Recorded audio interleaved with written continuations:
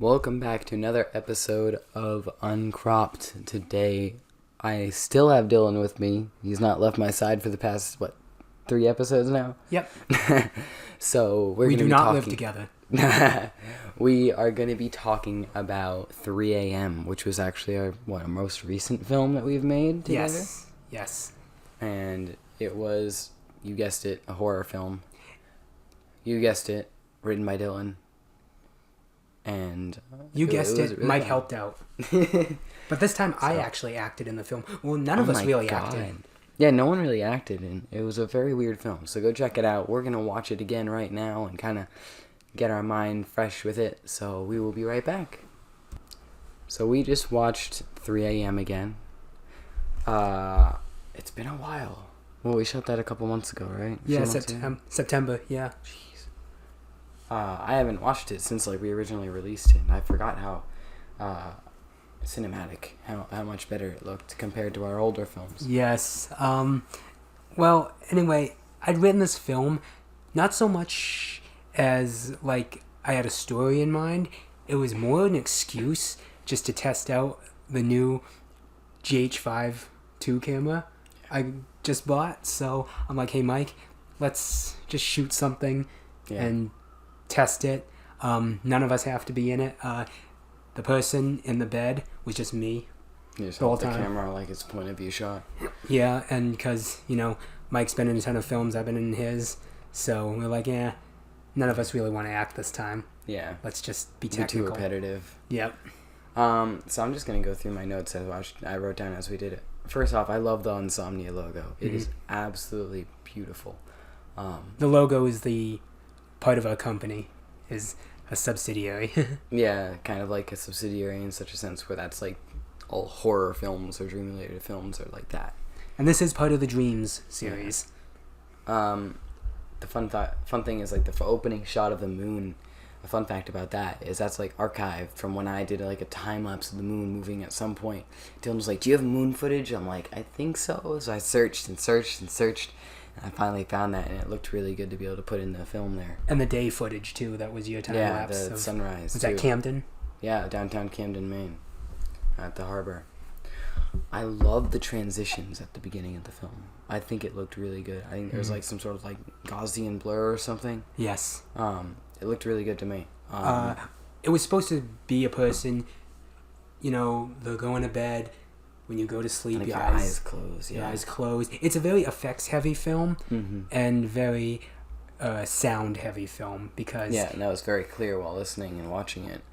Because it's not so much a dream, but for those who don't know, again, more paranormal lessons, 3 a.m. is considered the night where the most paranormal activity, the part of the night where the most paranormal activity is active. Yeah. The most paranormal active. Am I saying that Whenever right? ghost hunters go, they always go at 3 a.m. or whatever. Yep, and it's the veil between this world and the other world is very thin. So I said, I'll just do something. Again, this film, I guess you could call it an experimental film in a sense. We were just experimenting with the camera. Because if we're going to use that camera to shoot... This film tonight, yeah. We need to test it out. One thing I like about this is the whispering. That adds such a vibe to it. It's so... it gives me chills when I hear it. It's it is really, really well done. I know it's probably a sound effect or whatever. Yep. But still, it was in the perfect time. The echoes. I just went online. It matched perfectly. Downloaded a ton of effects. I edited this film, actually. Yeah. Myself. But put a filter on it, made it more high-pitched. Yeah. Yeah. Again, it's a short film. It's, no pun intended, but it's, 50 seconds? A minute? Mm-hmm. My one gripe with it is looking back on it. I think what we should have done is in editing, of course. I love the feeling of spookiness when the TV comes on and the lights start flickering. I think what should have happened is if we're looking for that more dramatic, flickering feeling, remember how in Hide and Sleep, where we had the flickering, we could do the same thing. We could have done the same thing. Yeah. Just a little quicker for this. and I think it would have fit the spooky vibe just as much. Yeah, and actually this was all, well, we used one of your lights, but it was, I guess, natural lighting. The TV was the light. A lot of the light, yeah. I remember that. That was insane. We used like maybe 1 or 2 lights other than the TV, and that was it. And we tried... Part of the challenge. So, no, I think that's part of the challenge of the film, was being able to make such a low light film that comes out well and only use certain equipment, because I think that was part of a challenge that we gave ourselves. The GH5 is very good in low light conditions. We learned that. And it went really well. As for all the shots, it was actually Mike's studio. Yeah. It was like a little guest room or whatever in my house. So we had, like, if you see all the Star Wars figures, the Washington Commander's flag, the Grateful Dead towel. Yeah. It was just all shots. I was like, yeah, let's put it in here. Let's see what the camera can capture in this dark. So it was a fun little place to be able to capture that, and I think it came out pretty well for our first film in that new camera, new location too. We didn't really know the location too well in such a sense where we made up the shots and where they were as we were doing them. We didn't like scope them out beforehand or whatever. Yeah, and especially at the end, actually no, before the end, we tried having a shot of a skateboard, like rolling on its own, crashing into some Jenga blocks. It really didn't work out. I was so disappointed because like we tried so hard. I couldn't get the right angle.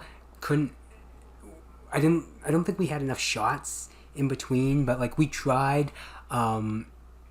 Also, we didn't have, again, all the lighting. Had to really move the camera quick. It would just look too choppy. Yeah. And so we tried. We made an effort. We tried, and it still came out pretty well. So I'm proud of how that came out. I'm proud we tried. Like it was a test.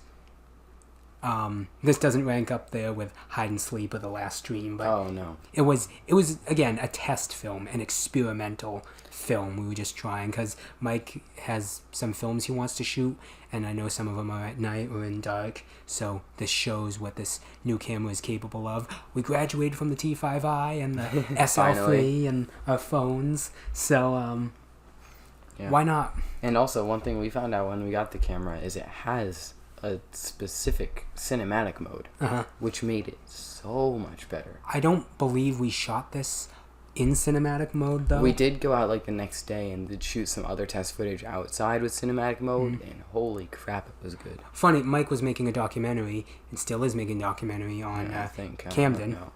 Trying. You'll get there. Eventually. But, no, and we were using that camera, and it's really a film. In between that film, we just said, for 1 hour tonight, another hour or two, let's just shoot. Yeah. And that's one thing I like about how you and I think, in the sense where we can literally just be like, okay, let's just shoot something. We don't need to have a script. We don't need to have a predetermined idea. We literally can just film. That's it. This was scripted, but we really went off of it, too. It was just an excuse film. That's it. Yeah, I was just like, we just want to film something. Let's do it. What does this button do?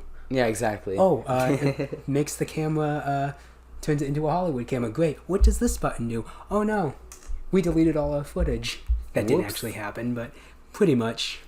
But, I had fun. And I guess, I know it's not special, but this effect of the door opening at the end, how we did that, it was just Mike hiding behind the door, and he had pulling the little handle, and he was the one knocking at the door. Yeah, make it look like and scratching at the door like a demon. Oh my god, or ghost or whatever. That came out a lot better than I thought it was going to. It did. We couldn't also bang on the door too hard because we didn't want to, draw attention. Filmed at like 11 p.m. Yeah, and everyone was sleeping basically. So it was one of those. We had to get it in like one take. Yeah, and first time's the charm. Yeah, I mean it worked perfectly. Well, I mean, that's all we really got for 3 a.m. unless you have anything else you want to mention about it, because that's a pretty short film. Like, once we get into the longer films, like Shouting at the Walls or something, we'll have more discussion to go about. But and also, it's the first film we put on Instagram. Oh, yeah. And it was a vertical film. Oh, yeah, so we cropped it to be able to fit on Instagram as well. And TikTok, I think, too. TikTok? I think so. You put that on? Maybe. I don't have a TikTok, so... Dillon's not up with the social medias, but it's okay. Guys, remember MySpace? I'm old. No, I never had MySpace. I didn't either, but no. So that's a lesson for us. Try something new. Yeah, and it often, whenever we try something new, filmmaking wise, it's really good for us because we just do it and it comes out well because I think we've gotten pretty good at adapting to the scenarios that were presented. Mm-hmm. And I want you to start writing some of these films. Like, we're always doing my films. I want to be able to write these films. It's just so hard for me to solidify an idea. You have that naturally flow and come to you. Well, that's why you practice. Like, yeah. Hide and Sleep was, and this film too, was just, I have this idea, I'm just going to write it down. You know, we're in college. Expand on it later on, whatever. We're in college. We're up at like 2. I just take out my computer, write random words down, and say, I bet I could make a film out of this. Fall asleep, and then the next day you make it. Yeah, I have actually. I've gotten up at 4 a.m. to write a movie, and then just gone back to sleep since I didn't want to lose the idea. I never made that film. Yeah, I have idea. If I look through my what's it called? My notes app. I have so many film notes. Like this is one that I wrote down in like May, like right before I graduated, because I was feeling really reflective. I also was isolated because I had COVID, so I had a lot of time to myself and my thoughts. It was an idea for an episodic film series where every season is a different year of college, or every episode is a different year of college in someone's life. Like follow a character and follow all the experiences they go through. Like Boyhood. I haven't seen that. Good movie. Okay. But no, I was thinking like, okay, like 5 episodes, season 1, that's freshman year. 5 episodes, season 2, sophomore year, etc., etc. Basically, Boyhood followed one actor, 12 years. It was shot over a period of 12 years. Ethan Hawke. That's crazy. Ella Coltrane. It's a good movie. Yeah, I have some of these film ideas, like, just in my notes app, like, there's a lot in here. It's just a matter of finding them. And this was an idea that, one of the random ideas, and we made it happen. And from this idea, we could jump forward. And it is part of the Dreams series that I do, so why not? Yeah. I do want to make a film in the future. I've already written. We attempted to make it, but it failed miserably. We're going to have to do it again. Lonely. Yes. You actually acted in that, but I might want to change that. Yeah, Nothing against you. But. No, it's... In a nutshell, there were a lot of behind-the-scenes drama and production problems on there that... And a lot of... Like, over half the film got cut out, because it was... I actually have the script somewhere around here. It's like a 3 to 4 minute film. Maybe 5. If it was supposed to be like 15, 20 minutes. Yeah, but 10 it minutes. didn't end up happening because... Problems, hey, it happens. Like part of our crew ended up not filming some of the most important things when they were supposed to. Technical difficulties, sound issues, yeah. We had to cut out a lot of that film, and it ended up going from a 6 to 7 minute film was our goal for the class. It was a collaborative production class. And it was 3 minutes? Yeah. 3, 4. And you didn't even get to follow the story. You couldn't tell what the hell the story was. So that's the plan I want to do in the future. I want to redo that film the way that I envisioned it, because I did the writing for the film, and I had to give the film over to someone else to be the director. Someone else had to be the cinematographer, editor, etc. Yeah, and well, again, that's filmmaking. That's filmmaking, but with our creative minds working together, all of us on the same page, we'll be able to do great. I also should mention that all these dream films, before I forget, if you know the song by Eurythmics, Sweet Dreams. No. Sweet dreams are made of these. Oh, yes. All right. I just know you don't like music. Songs by their lyrics, not by the titles. You don't like good music. Anyway, though, that's where I get the ideas from. Like, okay, Sweet Dreams, let's make a movie based on that. Little tagline. But overall, proud of this film. I know it's not our best. Yeah. I've said this before. It is an experimental, test film. Not like an experimental film, but experimental with equipment film. We experimented in this film. Yeah. So, Why not? It happens all the time, and we got a movie out of it. So enjoy. And Mike, again, thanks for having me on. Yeah, thank you again for having me.